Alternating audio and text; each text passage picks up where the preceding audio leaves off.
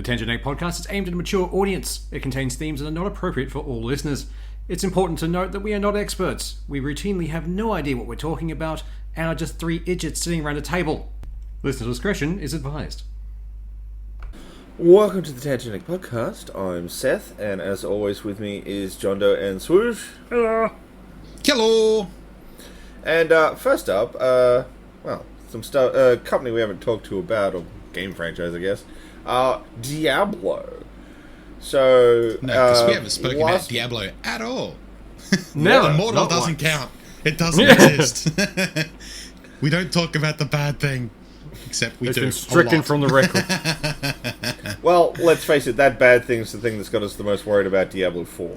Yeah, very true. Fair. Very true. That is the hitch that's fucking holding the whole thing. But up. now there's new reasons to be worried about Diablo 4. Well, I don't think it's necessarily got to be worried about Diablo 4. It's just dumb marketing stuff. Yeah. And the thing is, this is the second time they've done this, which is the bizarre bit. So, last week it did one of them, and there's a few more coming up across the United States where you can go and get a Diablo tattoo to get beta access to Diablo 4. This is the second time they've done this. Yeah. I don't understand the thought process behind this one. I mean, to each their own, but, why?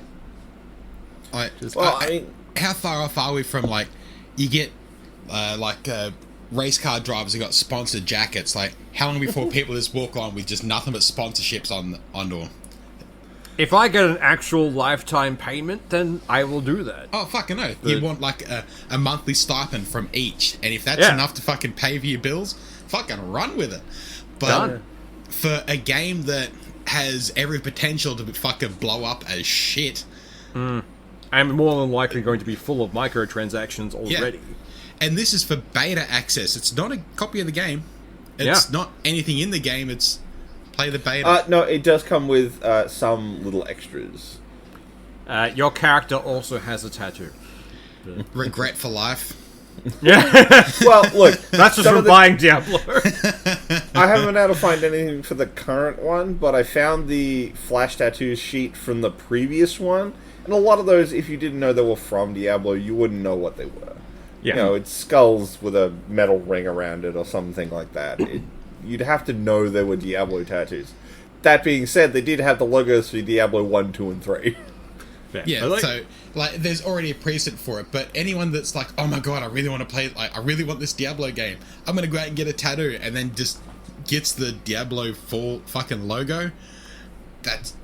Granted, they need that little bit of chlorine in the gene pool to be fucking wiped out of it already, but it's one of those it's things. It's a company asking you to permanently mark your body. Yeah. No. I mean, if you're already thinking of getting a Diablo tattoo and you want that because you like the franchise, sure, why not? That'll be a nice merging of two things. And some people can apparently qualify for a custom tattoo, which I'm assuming is going to be just marketing shills. Give it to the streamers or someone to get them to shill your product. But it just reminds me of a few other weird marketing things from companies years and years ago. Because there was, I think it was, it wasn't Doom, but it was someone's campaign which is, oh, your mum will hate this. Dead Space. Yeah, that's the one. Dead Space 2. Yeah, which was just a strange marketing campaign. Because it was a great game. But it's you're outraging people's mothers for shits and giggles, and you thought this was going to go well with the public. Because they copped a lot of shit from that one. But, even copping that shit, no doubt there would have been people that had zero interest in the game talking about it. That's why they bring out there's no such thing as bad marketing. Well, there is, but it still gets your name out there. Pretty much. And, just a permanent mark on your body for a game that isn't out yet that has every likelihood of being shit. It's such a dumb idea. It has a very good likelihood of just being full of microtransactions and a shit thing for the industry as a whole. Since Immortal, I have no trust left in that company. No. I am guaranteeing they are looking at customers as an obstacle to our wallets. Yeah. That's all. It's the Wizards of the Coast all over again. Except there's no OGL to fucking release first. Now it's just a beta without all the microtransaction shit. And they go, well, add this in later. when they've already got the tattoo. Can you imagine, though, you get the tattoo, you get the access to the beta, and then it's just nothing but microtransactions. How shitty would you be? Because then you just have that on you for life. If someone, it would have to be an Australian to get the ACCC involved just to see how far it goes. If they are unhappy with the beta, could they then make Blizzard pay for the tattoo removal? Well, you've had to outlay to get it on you, so... There will be some part of the agreement where it's like, this is not our fucking problem. There'd be a waiver somewhere. Yeah. But just, IQ must be this low to enter. I mean, look, dumb marketing stuff you're not wrong. It's pretty consistent. Like, someone always done something stupid. I mean, you know, Dan found it a little while ago while we were prepping of the time Domino's gave away free pizzas for 100 years. Yeah. For people getting the Domino's or logo. 10,000 pizzas. Yeah. Whichever comes first, I assume. But who's keeping count of these pizzas? Well, I'm assuming you'd have a counter that just ticks down every time. And that could be a lot of fucking pizzas. But, like, if you think about it, 365 days a year, if you had pizza 3 meals a day, that's less than 1,000 pizzas a year. Yeah. So that's 10 years of pizza for every meal. Like, that actually feels like a lifetime supply to me. Like, believe me, if you get through 10 years of pizza for every meal a day, it will be your lifetime. yeah. You're not going to... Without... Pretty much. Like, can you imagine getting to the point where you can see double digits from that, like, on that count? Like, holy shit, what have I done to my life? You would literally shit a stuffed crust. Like, yeah. Holy fuck, you would be so backed up. Goddamn. You would become the stuffed crust. It would be horrible. Yeah. But, like, that in that whole fucking thing, it was free pizza for 100 years, or 10,000 pizzas, but they brought out the whole thing. It had to be in a place where it wasn't easily coverable, so face, neck, forearms, calves and shins, like, somewhere where it can be on display. They had a minimum size of at least 2 centimeters in length, and I think it's 1.5 centimeters in width. So the smallest you could get was still obviously a fucking domino. Yeah. Yeah, and then they went through, and after people started submitting them, they said no, only the first 350 people are getting this. And then they picked 350 people that didn't live near a fucking Domino's. That raises a separate question. Brutal. Because that's fucked, but it also raises a second question. Who are these people who don't live near a Domino's getting this fucking tattoo?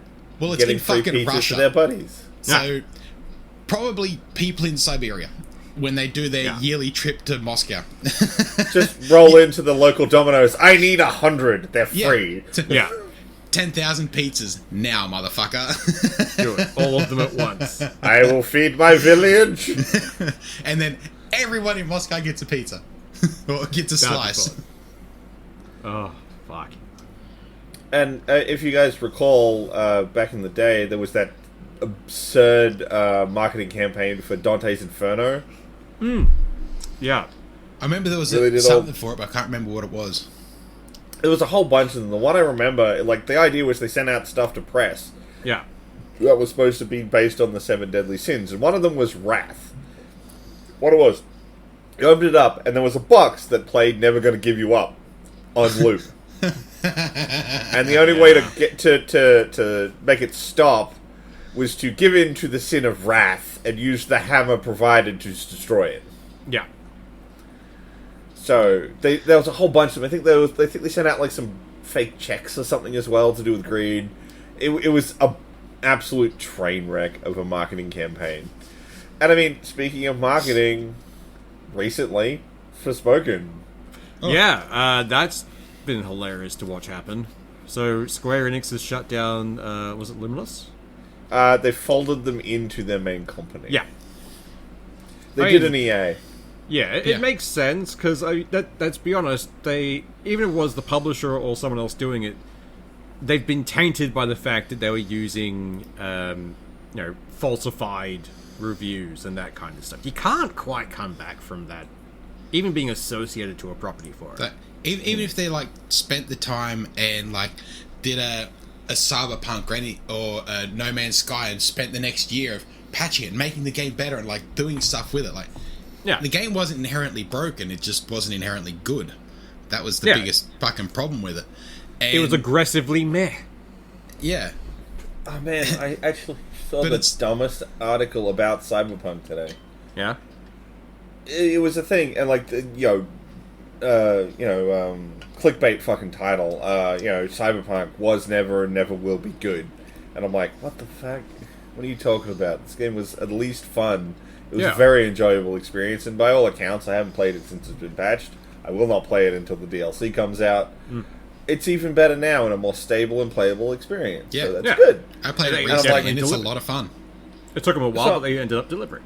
Yeah, so I'm like, what the fuck? What is this article? And I'm reading through it, and there's a line where the person who's writing it goes, now, like most people, I thought this game was terrible at launch. Of course you think it sucks now. You thought it sucked then. Yeah. It hasn't changed. It's just stable. Pretty much. Yeah.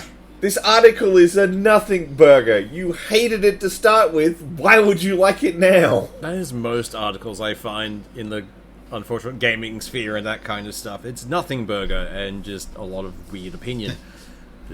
Well. I mean, we started an entire podcast to yell our opinions in the internet. Yeah, but we're yelling to the void. Like, there's like 3 people who listen to us, mostly in Germany. But we'll be fine. I mean, if our analytics are anything to go by, it's Australia and Germany. Or someone's using a VPN tag to Germany. Yeah. Something like that. Yeah, that's also a thing. But it's just so odd. But, yeah. But, you know, I sorry to cut you off. Now. Like, at launch, I didn't have a whole lot of issues at launch because I only played probably 45 minutes before I said, I'm going to give this a break. And then didn't touch it again for almost a year. And now it's a lot of fucking fun. And you can mod the guts out of it. And it's so much enjoyable. I had a lot of issues with it because I was playing on console because I didn't have a decent computer at the time. So I started playing that on PS4. Yeah, bad call. It was a dumpster fire and a half. It was horrible. Like, I was driving down the street and people would just teleport in front of my car to get hit, and then the cops were after me. It's like, I didn't even do this. This guy jumped in front of my car. I like Cyberpunk, and not even I'm going to defend the last gen ports. They were bad. I'm genuinely curious when they're going to start phasing out previous gen. Like, at what point do they phase out the Xbox One and PS4? I don't think the PS4 can get away with it until they have a stable supply of PS5. They're starting to get there. They're getting there. Even with the Xbox One and now the Series X and Series S, like, a lot of games are still being held back because they've got to match the fucking the One. Like, at some point, you just got to drop that anchor and at least move on to the new shit. This generation's been really, really reluctant to sever and go, we're next gen now. Yeah. Like, I think there was probably a year, maybe year and a half between the 360 and Xbox One and the PS3 and PS4. But at some point, they're going, all right, now this next game won't be on the previous generation. Yeah. And now, if any company says that, there's a fucking stink kicked up. Like, it's got to happen at some point. I get consoles are expensive as fuck, and the fact that you have to buy an entirely new rig is annoying as shit. And there's no backwards compatibility half the time. But now there is. Once you start bringing in that, like, Game Pass and everything, like, pretty much the biggest thing keeping the Xbox One afloat is the access to Game Pass, and you can stream the game to it, even if the console can't run it. So instead of releasing it on the console, throw it on Game Pass and let them play it that way. That way the hardware is not fucking holding it back. Yeah, pretty much. But that being said, the only reason I got to play the new God of War is because for some reason I got a backwards backwards version. So, and I was really happy to get to play God of War. Yeah, well, I want it on PC. Just bring it out on PC. Oh, no. Yeah. I would much prefer... Look, if I'd have had the option to buy it on my computer, yes. Oh, yeah, definitely. A million times, yes. I mean, hell, their last game they brought out on PC, Returnal, despite having sold like crap, is incredibly fun and runs very, very well. I enjoyed the hell out of the game. Yeah, I'm still enjoying it. But, like, I remember... I think... I want to say it was the original Xbox to 360 when that changeover happened. That was hard cut. Yeah. That was a straight out, like, I think the 360 launched, and then like the next month, the next Call of Duty or something was like a big shooter was coming out, and it was like not on previous generation. It's like, holy fuck! Like there is no cutout. It's like no. Like, yeah, it was very much like fuck the previous gen. We are going with the new school. Yeah. So it's at what point do they have? At some point they have to. Oh, definitely. But I'm just wondering when that fucking is, because it needs to happen sooner than later. No, like, and we're just going to keep getting like either they're not going to be optimized as much for the older shit, or it's just going to release with fucking shitty quality. People are going to bitch about it. At some point, you just people are going to bitch regardless, to be honest. Yeah. Like they're damned if they do, damned if they don't. At this point, just cut off the thing and just leave the old gen to suffer. Yeah, just, oh no, they're going to bitch about it. Okay, we'll cut it off. Then there's the only thing they're going to bitch about is we didn't get it. So, well, such is life, man. We've got to move on. Pretty much. And it's one of those things where it's like, well, what do we do now? There's trade-ins available, and eventually there'll be a steady supply of consoles.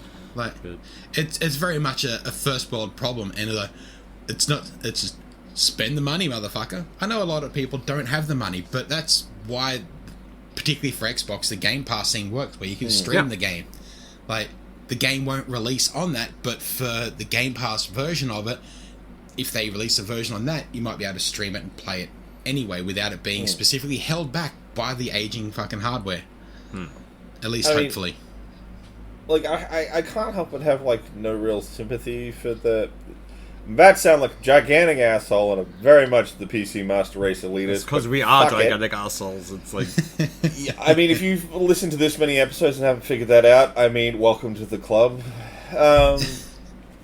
Look, I'm used to sitting on my PC and getting a lot of games, but then there being, like, really specific, incredible games that I don't get to play. Yeah. And I will sit here and be like, you know, bring God of War to PC, pussies. Oh, yeah. But... such is life. I don't spend my time on a forum being like, mwah. Yeah. So, this game is so shit because I can't play it. I'm sure if I could play it, it would be great. Like, well, fuck you. Then again, I always found that a majority of Australian gamers tend not to hang around on servers getting too shitty, because we grew up in the days of Warcraft where the downtime for a server was our peak time.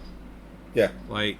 And I remember the one time it happened during American peak hour, and the fucking whining that it came from other countries. Like, guys, this is normal for us. Go sit in the corner. Just fuck off. And we're always waiting for delayed releases. Yeah. Fucking Australia tax is a thing. Somehow still on digital marketing. Like, it's like, oh, it's digital product, Australia tax. Like, but it didn't have to be imported. Yeah. I mean, you that's didn't why have to spend money on a physical thing. What the fuck? I mean, I think the most telling thing about that is that they did that price hike in the States by $10 and it didn't go up in Australia. Yeah. I just find it paying too much. And they cracked the shits that, oh no, they're paying $10 more. It's like, come on, motherfucker. Oh, yeah. Well, the thing is... Jack that up another 30 and we'll talk. Yeah. I hate the fact that we're paying, hard copy game prices for digital games. Yes. Oh, yeah. That shouldn't be... But that's never going to change. It's never going to happen. Because we kept paying it. That's the problem. Because we don't get a choice. Yeah. No. And now, there was a thing where Steam changed the way they're giving out Steam keys for other companies. So now now if you release a game on Steam, Steam will give you 5,000 Steam keys to be able to sell on other stores or to give away. After that 5,000, you then have to reapply it for those keys on Steam, and they'll evaluate the sales and quality of game before they'll give you any more keys. Wow, so okay. Companies like Humble Bundle are really going to fucking cop it for just throwing nothing games into bundles. And games that were kickstarted, apparently they have to go through a separate release thing for beta keys, and it's going to change a whole fucking lot, particularly for those bundles. They're just digital keys to access the server slot that says, here's the install files. What the fuck? Yeah. Yeah. Like... there's, like, it changed a whole heap of it that people buying on Steam can't get less of a deal than if you bought it on other stores. So yeah, I've heard that one's been around for a while. Well, apparently it's being more enforced with this new Steam, with the new key changes, so that if you've got a membership with Humble Bundle and you get a 20% discount, it can't be less than if you bought it via Steam. That is just fucking with Humble Bundle. For like, why are they going after Humble? Well, I'm using Humble Bundle as an example because I buy a lot of shit through Humble Bundle, Yeah. but it's also Green Man Gaming and a whole heap of other places where you can buy bundles. And some of those sites I don't have a problem with because they do some real sketchy shit. oh, absolutely. But like, G2A and CD keys and all that kind of stuff can be real fucking sketchy. oh yeah. But there's some pretty, like, I got some pretty good deals off of Humble Bundle and Green Man Gaming. yeah. I've bought quite a bit of shit 100%. from them. And like, I don't mind paying a decent amount to Humble because I know it's mostly going to a decent cost. Yeah, fucking only if you select to happen. If you haven't actually changed sliders in your profile, you're not paying the charities. Oh no, I've changed all my sliders and my money goes to that charity. Fuck them. I'm just pointing it out because a lot of people don't know that. Yeah. You actually have to go into your profile and go, yes, I wanted to commit to charity, not to dev. Yeah. Or the profit share to Humble. Like, I get giving some money to Humble. We want them to keep going. But I want that money to go to charity. Even doing that, like, the quality of bundles from Humble Bundle have fucking dropped massively. And it seems like most bundles they bring out now are books. Well, I haven't... You have to go trolling. Like, there's the choice thing that you get every fucking month through it. Yeah. But the general release bundles, there hasn't been one of they've them lately. gotten a lot worse. Yeah, there's nothing in those I've wanted to play because they're all fucking lower quality.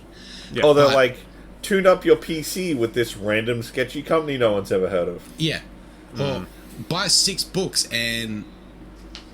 like, there's a whole heap of books in there that aren't related to the fucking subject matter just to pad the fucking bundle out. Either they've got copies of it that they just want to give away, which they're all fucking digital, so it's not costing them anything. So they just seem to be fucking padding it. If they had a book bundle where I could pay an amount and I pick the books out of that list that I fucking want, that'd be fucking worth it. But you can guarantee there'd be so many books that would never get fucking picked. Let's find out what they're doing right now. Let's have a look. That's a good point, actually. So they've got one for a whole bunch of fishing games. And unless you really want a fishing game... Because it's, a bunch of fishing games with a lot of DLC. And it's like, okay, if that's your jam, good pack, I guess. If you really want to Soviet play a fishing Womble's game, pretty good luck happy. to you. They've got the Steamy Sakura Special, which is a bunch of, like, romance games. Probably some ecchi in there. Would surprise me if one or two of them has a nude patch. The Unparalleled Puzzlers, which is a bunch of indie puzzle games. Some of which are quite good. I have played the Monument Valley games, and Dorf Romantic is in there, but there are better ways to get Dorf Romantic. There's a Earthquake Relief one. Yep. Which is another one of those big grab bag ones where they're like, there's a whole bunch of random shit in here. Although, one of those things is Gotham Knights. It would probably be the cheapest and most effective way to purchase that game. Oh, they've got 'Cause you get Kingmaker all this- in there as well. You get a lot of other stuff in this pack. It's That's very similar probably to the only way I would recommend getting Gotham Knights. Yeah. I got it when it first came out as a gift, and it wasn't worth receiving as a gift. If I could have swapped out for anything else, I would have. So, like, it's very similar to when the Ukraine pack came out, where they just did a big grab bag thing. And it's for charity, and it's for a notably full one. So, I'm not going to shit on that one, and it does have a lot of stuff in it. On the books front, they've got a Pathfinder book pack of, old Pathfinder stuff. Starfinder's in there as well. Yeah. They've got a one for programming. They've got the Fallout RPG, some true crime stuff, working with the Unreal 3 engine, and what the fuck is this other one? But there's almost twice as many book bundles as there is game bundles. And Humble Bundle, I mainly knew it for game bundles. And there used to be a couple of book bundles or comic bundles every now and again. And then you get the dodgy software bundles, which are like, do this to fix your PC. It's like, no, that will break so much shit on my PC. The last one was the comic company called 2000 AD, and it's just a grab bag of their comic books. Yeah. It's almost like the show bag of content. And now throw together. Yeah, and pretty much. the software bundle tends to be where the largest amount of stuff is, but it's like learn to make Unreal 5, best of Polygon game dev assets, music producing software, learn Unity, transform your photos into art.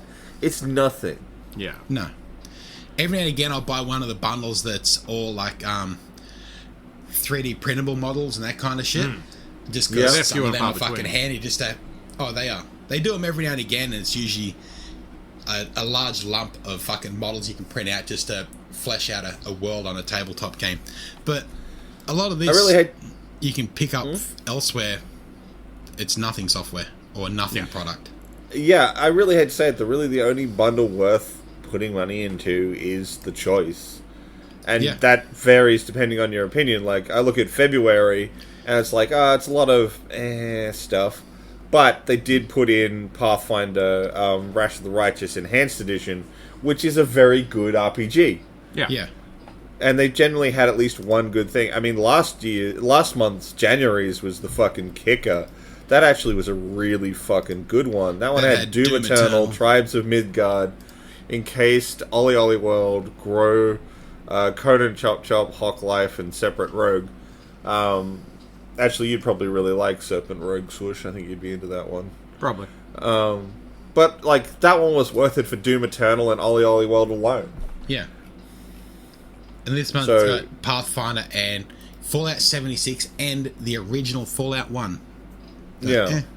Fucking Fallout 76. So, I mean, that was part of their big shift, because they've actually made this whole pack more expensive to purchase.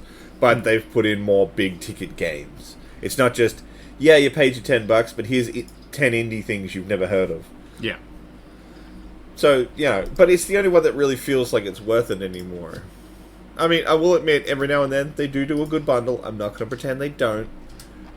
But it doesn't feel nearly as consistent. There's fewer and far between each good bundle. Yeah, and definitely. I think this change to Steam keys is going to make that further and further between. Yeah. It is definitely putting a stranglehold on Humble. I don't get why. Like, maybe not so Humble much has to GOG buy or the anyone keys else, from... They have to buy the keys from Steam. So, like, why limit it like this? Why do this crap? Well, because this way, I'm assuming the keys they buy through that are slightly cheaper. Now they can be, we'll just jack up the price because this is doing better. Like, it's how most selling companies work. them to other stores if like the developer is getting a better deal selling them through other places than they are on Steam. Then I can understand it from that point of view, but it's just still going to be more annoying. If it does start to filter out some of like the filler games in bundles, I can live with that. Yeah, I don't think it will, because a big part of that stuff is the all that filler stuff is to add value. Yeah. Whether or not you perceive it as value, people see more content is better than fewer. Hence why the Humble choice, despite the fact that they give out stuff like Doom Eternal, they still put out 9 other games with that in that month, because people would have been like, "Where's the rest of my games?" pretty much. I People always don't want care padding. that I'm getting this for $15. I want the rest of my shit. Yeah. I mean, like I said, I'm grandfathered in at the original like $12 or some shit. Yeah, me too. So I will freely admit I am making off like a bandit here. But I still think Humble Choice is the best bundle they've got. Yeah. And probably because it's that recurring revenue stream, they're putting more effort into it. Yeah. Makes sense. That is their main focus product. As you say, with this month's choice, like you get Pathfinder and Fallout 76 and all the other shit, but you also get a 75% discount on the DLC for 50% on the Fallout DLC and 75% on the Pathfinder DLC. So it's like, that's actually a pretty good. It's not included, but it's actually a pretty decent discount. Yeah. I had 76, but I have not gone back to it since it launched. I've never installed it, never played it. So neither did I. It's just... It was a horrible game at the start. I don't know if they've managed to pull a No Man's turnaround Sky. on it, but I don't think they have, from what I've seen. No. It's still buggy and shit, and It reminds me very much of Elder Scrolls Online. Like, I have little interest in it. Like, I've dumped quite a bit of time into Skyrim, and this just feels like Skyrim 0.5, where I have to be online and deal with other people. yeah. I still say, like, the whole thing is, you're the best, you're the champion. And the first time I went into an area and just saw a dude doing a loop, killing all the mobs I needed for the quest I was doing, and I was just like, nope, I don't feel like the hero. Yeah. I'm out. At least Guild Wars would instance the story stuff, so it always made you feel like you were doing something. Like, But it also went out of its way to make you feel like part of a warband, not the only person that matters. you weren't the great savior, you were just a very competent soldier. Yeah. Which is how an MMO should be. You shouldn't be the chosen one in an MMO. That's bad. Yeah. It never quite works. Yeah, Guild Wars goes out of its way to be like, you're the chosen one in this moment. Yeah. It's like, right this second, perfect. And some other guy will come along. It's fine. Yeah. If everyone else in the fucking world can, like, do the foster right, then why the fuck are you even in the world? You'd may as well be an NPC. Yeah. Pretty much. And look, I know people like the Elder Scrolls Online. Look, power to you. If that's your fucking jam, love it all you want. I don't get it. But then I'm pretty out on MMOs these days anyway. So is Elder Scrolls Online subscription based, or is that buy once, keep playing? No, it was subscription, I'm pretty sure. You know what? I can Google it. I know the last time I checked on it, it was subscription. Because at least Guild Wars is always buy it once and you're done. Yeah, but I'm also wondering, is 76, Fallout 76, is it subscription or is it... No, I think that was buy once. Yeah. If they had gone subscription, they would have been actually lynched, I'm pretty sure. Yeah, they'd have to make that almost fucking free to play. Problem is, like, I don't know if we're going to see another Fallout game anytime soon. Like, the closest thing we have is a fan-made game, which is the... I'm pretty confident they said that the next game they release after Starfield will be Elder Scrolls 6. Yeah. So there won't be another Fallout until at least after that. Like, I enjoy the Fall... Like, I like New Vegas, let's be honest. I enjoyed the shit out of New Vegas. But Fallout 4... I'm the kind of person who enjoys building a base and going off and collecting shit and then displaying it in the little base hidey hole. Like, that's my jam. But even I got bored of that towards the end. See, and I can't do that. That just annoys the shit out of me. That's tedious work I don't want to do. I just want to go out and shoot some motherfuckers and do the next part of the game. Yeah. See, I neglected everything to do with any of the settlers. I didn't care about them. I left them to die. So, your settlement is under attack.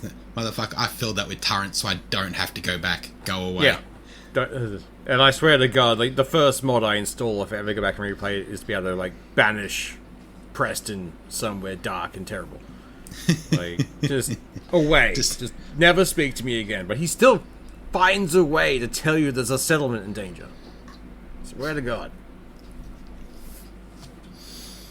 But, I think they might have actually gotten rid of the subscription on Elder Scrolls.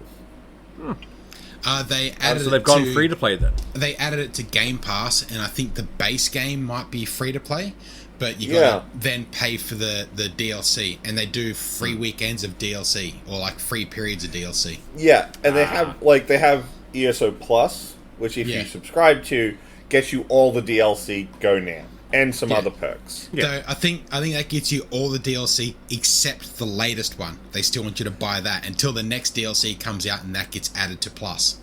Absolutely, all DLCs that have been released for the game, including Morrowind, which adds the Vardenfeld and Halls of Fabrication, Greymore, Hearthstone, and many more that are wait to be discovered. So that Xbox thing they did a little while ago, where they showed off 5 games, and one of them was Elder Scrolls. I think it must have been they added all the DLC except the latest one into the free-to-play part of that for a week or two. Maybe. It's probably where I'm getting confused. I'm just looking at the list of what you get with the ESO Plus. No, absolutely. I think what's happened with these kinds of games, like, because Elder Scrolls and Fallout in my head were always single-player games because they focus on your character being the thing that saves everyone. I hope the new Elder Scrolls or the new Fallout will be something along the lines that focuses on, like, a party as opposed to being just the one person. If you want to go the multiplayer route, be able to invite a couple of friends, no more than like 3 or 4, and have a party. Like, all right, cool. Yeah. We're an adventure party now. We can go off and But do stuff. also, like, then they also have to worry about balancing the game for 3 to 4 people. Because currently when you go in, it's probably a little easier to balance it for 1 overpowered person than it is for 4 overpowered people. Oh, definitely. So, yeah, I'm fucking hopeful for Starfield. I know it's going to be broken on launch, but I'm fucking hopeful for it. Yeah. But I'd also like general NPCs in the world to be able to use at least some of the abilities that you get for becoming an overpowered characters. I'd at least like some of the NPCs in the world to get it, because I want a challenge. Yeah, you end up being like, okay, well, I'm just going to run in here with a pistol. Every motherfucker's dead. All right, then I pick up a box. Now I'm out. Yeah. Well, whilst I use games for escapism, I still want to actually have a challenge occasionally. At least have the option to seek out a challenge. Yeah. I doubt it in Starfield. I don't expect it to be difficult. No, I'm really waiting for the modding community to come out and actually... Oh, yeah. Of the 1,000 worlds that are available in the game, some of them are going to get the guts modded out of them. Like, you'll probably have an entire fucking Skyrim world, or a Morrowind world, or the an fact ESO that a modder can make their own world now means that the modding community will just explode. Be great. You mean Boob World? Yeah, well... There'll be 12 of them, at least, within the day. Guaranteed.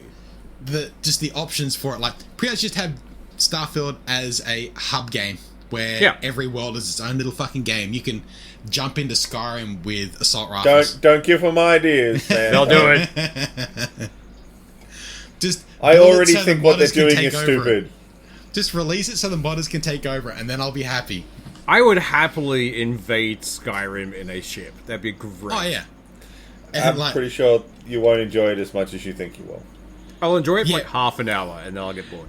All I want to do is be able to fly through fucking Skyrim, carpet bomb the guts out of the fucking giants and mammoths and shit, and then fuck off again and not have to come back. Turn up and just bomb the hell out of that fucking High Hrothgar, and disappear. Yeah, fucking oath. Or, oh no, there's a lynch clawing out of a crypt. I'm just going to throw a grenade in there and let's keep moving. Yeah. Like, just cheese your way through the entire fucking game. Like normal then, yeah. Yeah, I mean, Skyrim kind of lets you get that level of powerful where it's just like, nah, ignore. Yeah. What did you do? I smithed 1,000 daggers and I have made the greatest blade. That'll break the game. It does, Yeah. It's amazing. Because everything levels alongside you, but it doesn't work on your combat level. That is the one thing I would actually really like them to do with the leveling system for Starfield, is you can have some adaptive, like what level is the player stuff, but there needs to be some hard set, this is how difficult these areas are. Yeah. Yeah. Because if you disappeared and smithed 1,000 daggers and went into the starting dungeon, the fucking Draugr will end you. Like, yeah, I'm a master level smith. Like, neat, we're master level Draugr now. Like, why? Hey man, the Draugr are training. But yeah, I'd love be that comment. really fucking happy if Warner Brothers just let go of their fucking patent on a Nemesis system and threw that into a large RPG or fucking something else than just fucking Shadow of Mordor. Like, come on, I want that in a fucking game. Like, let me make my own boss monster. Holy fuck. That in a fantasy world would be wonderful. Just because you can raise them up any in such open weird world ways. game would be fucking wonderful. Yeah. See, like, that sort of setup would actually make a reason why that level 1 bandit in glass armor thinks he can take me. Exactly. We've been rivals this whole game. But like, Great. even going back to the last Metal Gear game,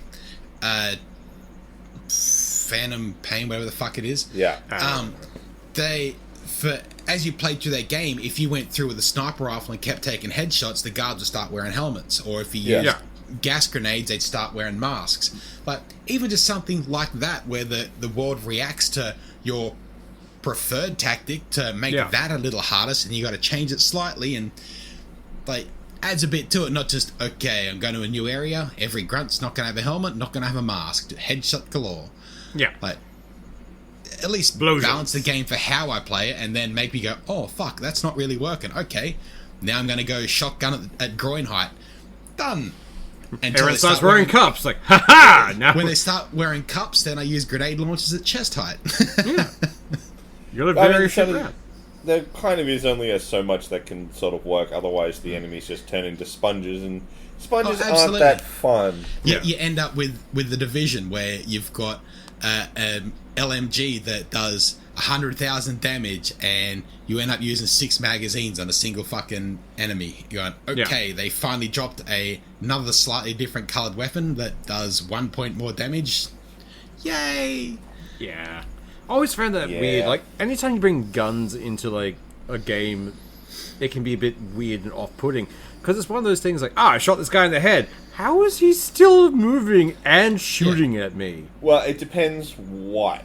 Yeah. So, like, the minute you put squishy, neat humans in front of that gun, we all understand what a gun does. Yeah. Yeah. You shoot someone in the head with buckshot, they're not getting up. Put an orc in front of me with that, like, I can understand they're still going. Or, a game I've actually played a little bit of recently, please don't hate me for this, because I know there's a lot of controversy around it, Atomic Heart has a real spongy problem with its enemies. Yeah. You know, take your nice, wonderful Soviet-made shotgun, and shoot a robot with it, and it does nothing. It doesn't seem to react at all. You then have to shoot it 3 more times, and it's just like, this is a shotgun! Yeah. It should feel effective! Yeah. Something should break in this Rubit. Like, at least let me dent the armor. Come on, give me something. Give me some Actually, visual cue making a difference. That armor deformation on that game is actually pretty good. I've heard so many mixed results about Atomic Heart. Like, the main thing I know is there is apparently a very sexual fridge. Yes, it is. It's kind of creepy. It's kind of the point of the character. It's supposed to be a joke. It goes a little far. The fact that I've seen things popping up on my feeds where it's like fridge mummy, and it's like, what is this? Where has this come from? Like, okay. But look, man, for me, the worst part of the whole game is the VO is terrible. So, so the basic setting of the game is Soviet Russia never lost World War II. Yeah. They advanced and all this kind of jazz and technology, blah, blah, blah, and went to spice! They jack off the communism and Soviet Union as much as they can. Oh, yeah. Main character is a Soviet citizen. Has a full Soviet name. What accent do you think he'd have? Yankee. American. We're talking like Boston Yankee. Oh. It's weird. So, it's like, really fucking weird. Obviously does not fit that setting. No, not even a little bit. Just as soon as you said, what do you think they have? It's like, well, it's obviously not going to be fucking Russian. Well, it's like, hey, comrade! It's not even an American doing a bad Russian accent. It's just, that just would have straight made up it an so American. much better. Like, just an American doing, like, a really, like, terrible something you'd almost get. Hey, dragged comrade, to the let's gutter go for. drink! Hey, comrade, I welcome you! Just like, just that level of Boston would be just from weird. Just like, It's really every dumb. time you reload, it's vodka! Hey! And the thing that's annoying though, like, if he just talked a little in cutscenes and be like, man, this is tolerable. He doesn't shut up. Yeah. I can't believe I'm almost crying for the days of the silent protagonist to come back. Because so many voice actors, I don't want to blame the voice actors. I don't think that's fair. Yeah. No. But there's so much VO in games where it's just like, just shut up. Just stop talking. Like, voice actor can only do what's fucking written for him. Like, terrible fucking writing is a big part of bad voice acting. It's the bane of a voice actor's career, I'm guaranteeing. They must hate some of the writers. Or poor direction from someone where they don't tell them exactly how they're supposed to say it. Well, like, that's so one of they the just reasons record that, was it the anime dubs? Because when we started watching anime years and years and years ago, the dubbing was fucking horrible. Yeah. Oh, yeah. And it's because they were never told what they were doing. Oh, yeah, definitely. No. But they were never told, essentially, what the character was going, what was happening in the scenes. Like, here's your lines, read them. It's like, that's why it came off robotic and horrible. But, like, I'm finding more and more that, like, the ones that might have dubbed an anime or a game or something like that, and now you can get amateur VO work for doing audiobooks or anything online. Like, you could download a book. I'm going to do an audiobook of this and then release it on YouTube. Now, people listen to it. Like, oh my Honestly, god, this is terrible. there are certain YouTube voice actors that I would happily listen to read books. Yeah, like Lani Pator from Team 4-Star. I would happily listen to reading books. Yeah. I don't think he's done any, but I'll have to look into it. So. I'd enjoy the whole mob from that Dimension 20 doing an audiobook. Oh, yeah. Like, just a character. Yeah. That would be fucking Brennan. fun. Just Brennan doing stuff would be great. Like, although, they've just announced the next season, and it looks like it's going to feature Matt Mercer. Yeah, he has becoming more entwined with Dimension 20. Yeah, because he does that the podcast GM talk thing with Brennan. Brennan and who's the chick who's running the Harry Potter? I always forget her name. She's amazing. Great. She's and great. I'm annoyed. I'm literally annoyed. I can't remember her name right now because she's really, really fucking good. I love she the did game. She did the Court of Flowers as well. Yeah, and I love both those games. They're amazing. Honestly, though, Brennan in any character, like as a wizard in the Harry Potter-esque world they were running. Like, brilliant. I loved it. The speech he gives is like, you can still walk away. You can walk away from this in like a dueling contest. Like, this is amazing. Look, as much as Brennan is great, I'm not gonna lie, man. I'm pretty sure my favorite person on that show is Lou. There's a reason he ended up being like, is he on Saturday Night Live now? Yeah. Yeah. There's a reason he's on that. No, it's Tonight Show. One of the late night shows. I can't remember. Now I have to look it up because Lou is amazing. He is. All the characters he's watched played. The show, but fuck, I know Brandon, and that's it. I don't know any of the fucking other people or characters in it. I've just seen them on YouTube Shorts and like watching. Have you seen but holy fuck, the King of the Candy one? That's Lou, like the guy who played the King of Candy or whatever. He did the Candy King. He did. The swordsman from the high school one. He played Pinocchio in the new horror one. He was an accountant in the spaceship one. Lou is great. Lou is one of the best. His characters are always strange and fun. Like, I really like actually the New York one, the modern day New York magic exists kind of thing. Unsleeping City. Unsleeping City, and he plays essentially the personification of New York.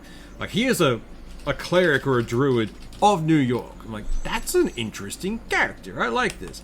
And the way he plays it is just the guy everyone knows, and he's just a lovely person. Like, this is amazing. I want more of this. But yeah, no, I just looked him up.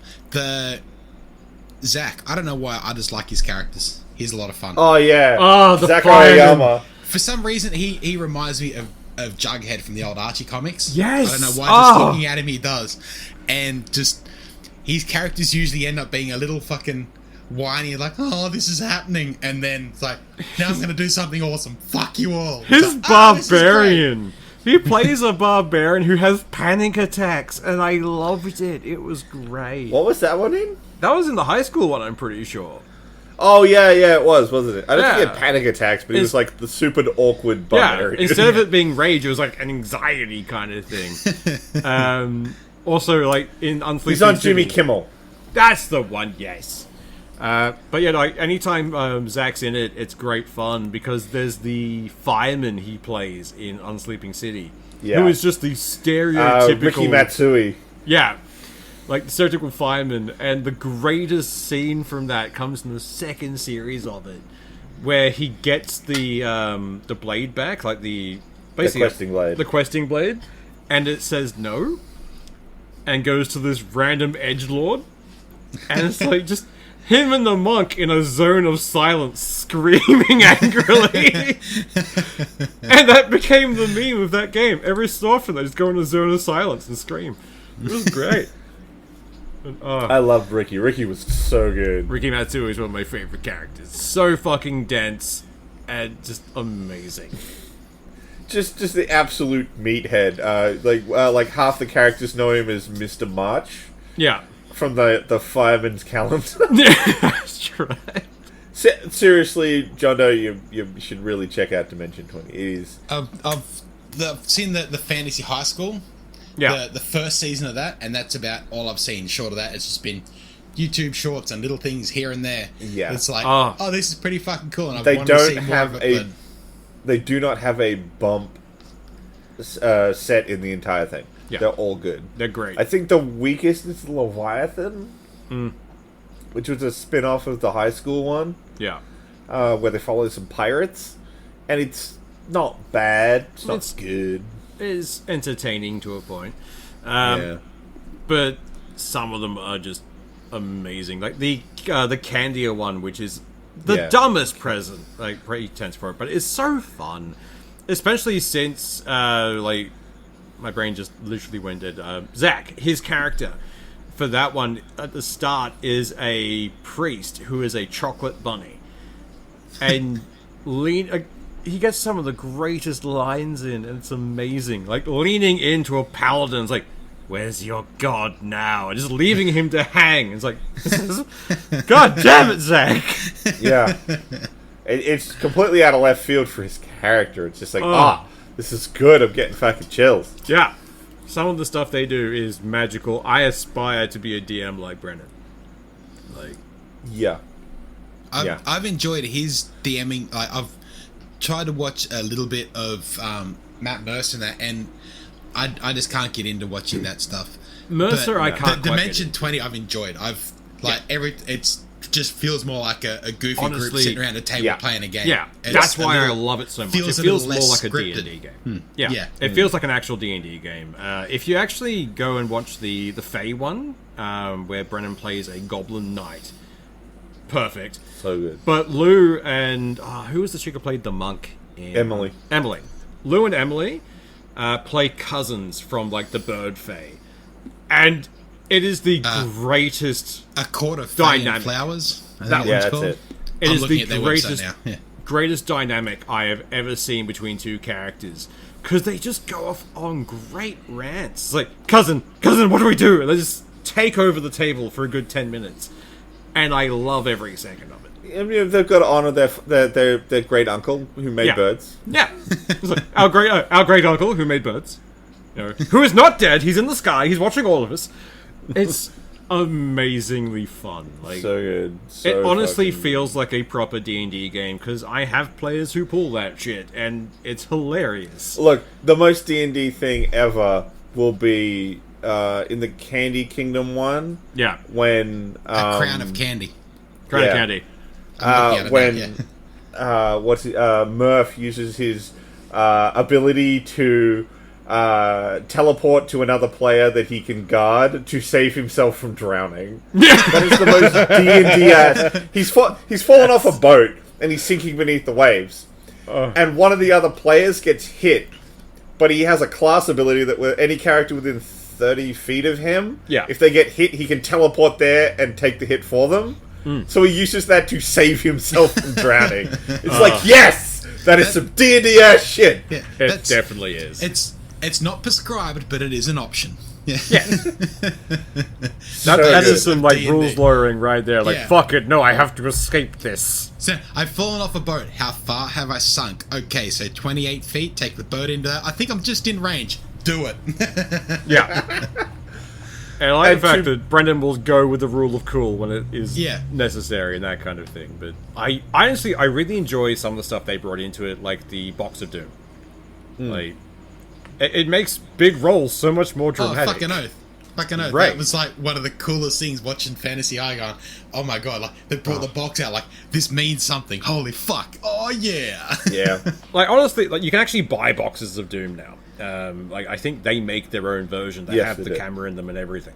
But I kind of want to make my own and be like, I need to make a box. Like, I love this idea. Just, you almost want some fucking Rube Goldberg machine where you flick a little switch and all this shit happens just to roll No, the no. dice. What I have is I have these giant jumbo D20s. Like, I got a couple of them lying around.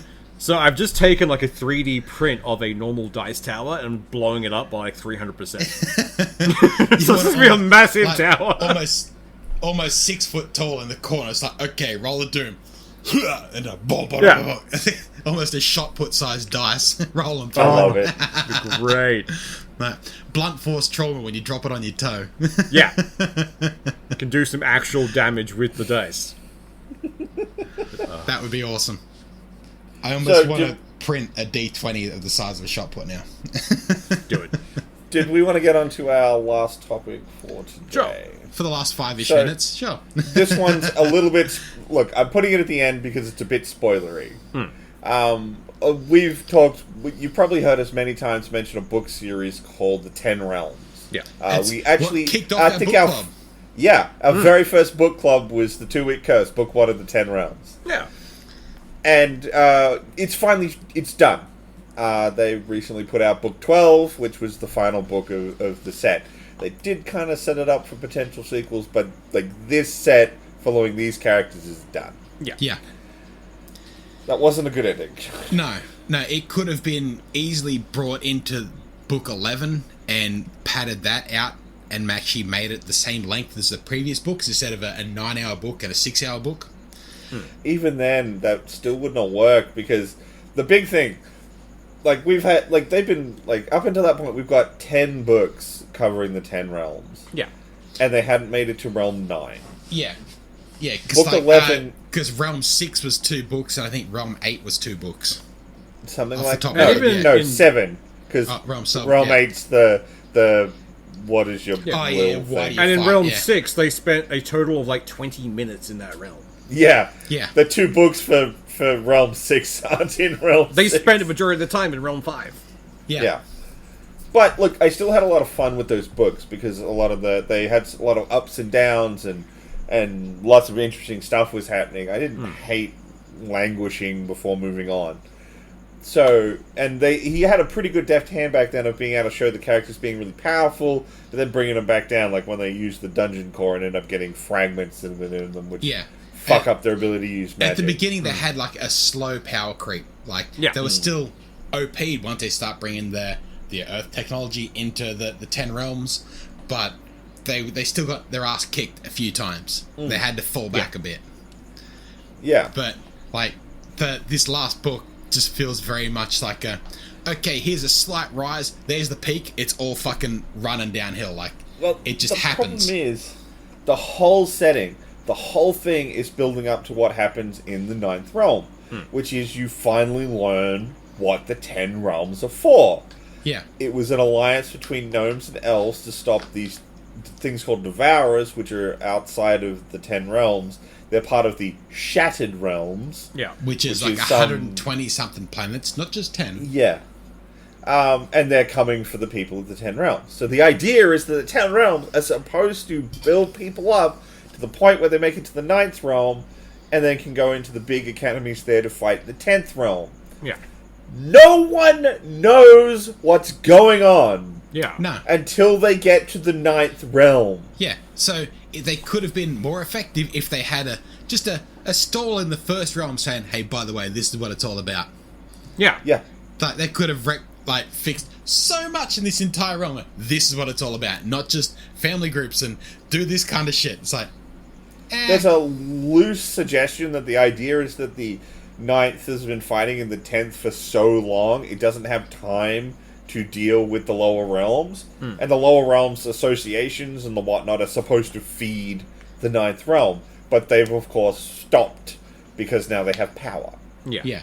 But the idea is that, like, anyone from the 9th realm should just walk down one realm and just, like, kick people's faces in. Yeah. much. Like, there's nothing to stop these people just being like, no, do your job. Yeah. Yeah. So, hey, motherfucker, it's bad. We need more people. Send people back down the fucking realms. We need more fucking people. Yeah. Yeah. Just send And- one random clerk down from the 9th realm. Like, hey, Yeah. guys, please send Yeah. more. Yeah. Pretty and much. just drop them in the first realm saying, anyone who starts here, you need to fucking work your way up. And then just... Yeah. Yeah.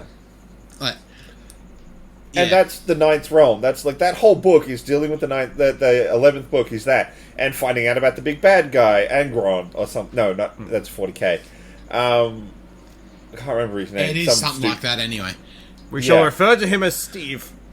So Steve is the big bad guy introduced at the end of the 11th book. Yeah. He's the big bad of the whole story. Yeah. Goddamn. And like even when they go to fight him, they spend 3/4 of the book of like, oh my god, he's doing this thing, he's at the last stage, oh my god, he's going long. Now let's go in here, let's catch up to him. We've caught him. He's dead. now we're gonna do this stuff. Oh, come on. Like, The thing I think is dumb. So the thing that happens, like at the start of the 12th book, the Devourers push. At the end of the 11th book, they kick everybody out of the 9th realm. The Devourers win, and the start of the 12th book is them recovering from that loss. Yeah. But they're like, oh no, the big Steve is attacking this Ascension Tower, which no one's completely ascended in 2,000 years. No one's been able to make it to the top of the Ascension Tower. Why is he attacking the Ascension Tower? Oh, he's going to eat the magic there. No, he's going to ascend the tower. Yeah. And then they're like, oh no, he hasn't eaten the tower. He's gone inside it. Oh, it's so he can blow it up from the inside. No, he's going to ascend the fucking tower. Yeah. And then eventually it's revealed that, oh, hey man, he's ascending the tower. No shit! Who would have thought? And then, like, though it is one of the... I've been reading a lot of listening to a lot of fucking isekai shit, and it is one of the few where, like, from the character from start all the way through, they end up being gods of the world. Spoiler alert, it's a little late, but hey, we said it at the start. They ascend. I see it happening. It is like they do fully encapsulate, like, over the 12 books. They do say, here's your start where they are nothing. Here's the end where they are literally gods of the entire fucking thing. And okay, there's an encapsulated end. Done. Like, at least they do get to that point, not just, okay, we're good enough, let's finish now. The thing I think is stupid is the reason no one's been able to ascend is because they only send in fighters. They don't send in crafters. Yeah, because none of the fighters build up their crafting. That's it. That's the only reason, because once you get to the final part of the Ascension, you approach the grand dungeon core of the planet. The idea is that all the little dungeon cores are just like little bits. They're like dungeons called Dandrift. Yeah. So they get to the big grand core, but unless you're capable of understanding crafting and essentially reforge yourself, but not even crafting to the. I know how to craft. Like, you pretty much have to be a master or like a grand fucking crafter in a specific field to be able to say, okay, so I'm going to take the concepts of this and apply it to this. And unless you've got it at that level, you're fucked. Yeah, and that's it. That's the only reason that none of the 9th Realm guys have ever ascended. It's because they weren't crafters. That's it. Yeah. That is a bit of a weird cop-out. So, yeah. Though when you think, you need a balanced build to finish the game. Okay. You can't just be a fighter. You can't just be this. You can't just be that. But they also don't let crafters pass... Like, I think, why do you fight? The crafters never get past that point. There's no crafters in the 9th realm. Yeah. So it's like, why would they ever bring a crafter past that point? And it's not until they actually get through it that they change that whole thing. Now it's not just why do you fight, it's why do you want to continue? And they need to be able to answer that they can actually get crafters into the 9th fucking realm for other people to ascend. It's like, God fucking damn. Like, the thing that's also really fucking dumb is the Ascension Tower is a combat trial. Yeah. Yeah. It's not a crafting trial. It's not a crafting trial until you die if you don't get it right. Yeah. Yeah. That is so dumb. That is a trial geared toward people coming from our world in this time frame, because most MMOs are like, you have a job and you have a class. Like, they go hand in hand and they're meant to be complementary. It feels like he was like rounding out this book as he was writing this book. Like, what do I need to finish this? Okay. How am I going to balance this out? Okay, you need to be a crafter. Okay, none of them are crafters. That's why these two are able to do it, but no one else is able to do it. It just feels like a little bit of a scramble towards the end. It really, really does. All in all, like, as the entire series, it's nice to have one of these series that are actually finished where it's a decent length. You can listen it from go to woe and go through the entire fucking thing, and it has an end, a definite point. The only other one I've listened to that has an actual end is Terra Nova, and the first two books of that were in Audible Plus if you ever want to check them out. I don't know if they still are, but they were when I listened to them. But it's the only other series that I've actually listened to that has an end point. But it's just nice to have one end. There's a couple of like weird. There's a couple of like weird kind of lit RPG ones that have a one shot that works. Like Armor is really fucking good for that. Good for a one shot, because I thought that was going to be a series, but it wraps up nicely. And it's like, I am okay with this ending. That was great. Yeah, they weren't planning a series from the start. Yeah. Whereas sometimes every other more one is not seems best. to have been. Yeah. Yeah. But yeah, all in all, I enjoyed the 10 Realms. I thoroughly enjoyed it. It's what got me into this whole fucking series, and I've gotten into it fucking hard. 350 books 300 books and over 250 are fucking lit RPGs. I've fallen for this series hard. Like, I certainly wouldn't say this ending hurts the series overall. I do agree with you. It's nice being able to know, look, it ends. Yeah. Like, it's done.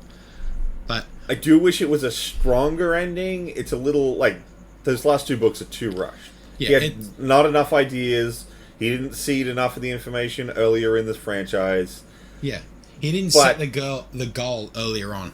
Yeah. Even if he had someone from the 9th realm sitting back in the 5th realm, where, like, once he got scouting out new potential. Yeah, he met these people, and they were just like just an information booth, and he found it just a little bit, just a tad, saying, we can't tell you too much, but you really want to go here because we need fucking people. Like, just a bit of direction that pointed it out would have been nice. Just to okay, there is a point they're aiming towards, not just, okay, we're going to get to the top and use our shit. Yeah. Look, and I'll freely admit, I've got the power of hindsight. I'm not an author. Yeah, I'm hindsight's some pleb who 2020. read the books. It's just those last 2 books are not as strong, and that hurts it a little bit. They're also the shortest in the series. Like, they felt rushed out. Like, I just need to get this done and out of the way, then I can move on from it. But it would by no way stop me recommending the 10 Realms to other people. No, particularly now that it is an ended series. Like, I'm wondering if I would have seen the ending of this different if I'd started the series now that the whole thing's finished. And I could listen through the entire thing, not just listen through to a certain point, then have a break and wait for each fucking book to come out. Because I think that... Because in the time to think on stuff. And well, and in between those books, I listened to a lot of other lit RPG shit. And I listened to some that were really fucking good, and then coming back to this for a single book is like, oh shit, no, this could have been done differently because I've heard like just different ideas and how that world plays out. I think it makes a hell of a fucking difference with it. I definitely agree with that. Definitely binge it, one and done, and I think you'd have a much better time. 12 books, fucking smack the whole thing out, and it's like, I think the ending of that would have been a whole lot more I wouldn't say fulfilling, more satisfying in a way. A little better than taking it as I've listened to most of it, then trickled out the end of it while listening to a lot of other stuff that does things in very different ways. Yeah. It'd round it out and finish it. Like, you'd actually get the audio equivalent of closing the book. Yeah. Whereas I feel like someone handed me the pamphlet with the cliff notes in it, and I'm like, whatever. Yeah, well, it's not a Game of Thrones ending, but it's also not a Friends or MASH ending. Yeah. That makes sense. Yeah. But at some point, we really should just have anyway. Yeah. At some point, we really should have an episode dedicated to like the isekai genre and lit RPG. I think we could literally do that. I've got like several hundred books of shit that I've listened to that I could just ramble on. Well, we'll put it on the list of things for when we've next Our got stack. Nothing's out for this week. The ever-growing list of things we should talk about, but keep forgetting. We still never did that Australian Animals episode we promised like months ago. Oh, yeah, bloody hell. They usually end up being this one time in D&D. That's what it's what it ends up being. Pretty much. That more or less explains us as people. This one time in D&D, we did our thing. We did a thing, and it was so cool. And they rolled a number box. Oh my god, it was good. The math rocks favored us this day. We are just 3 goblins masquerading as people. It's fine. Look, last week we already established we all want a subterranean home. That's yeah, pretty much. All right, well, we're out past an hour. I think we're done for this week. I think we managed it in. So, you guys, y'all have a good one. Enjoy yourselves. See ya.